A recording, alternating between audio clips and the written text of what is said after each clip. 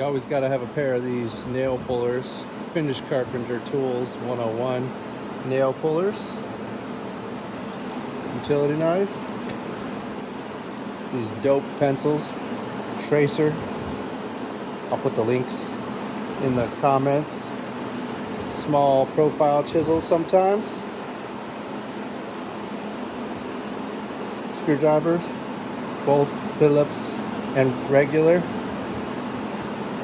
2P10, always got to have that 2P10. This is actually a nail finder for mounting my cabinets to the wall.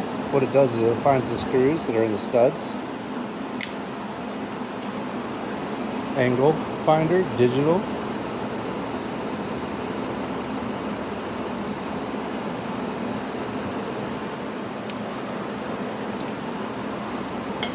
Accelerator, 2P10.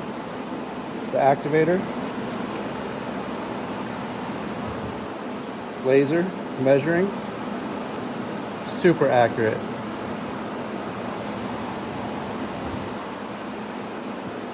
This is a center hole drill. Put it in your screw hole on a hinge. Pre-drills that hole for you for cabinet doors. And that's it.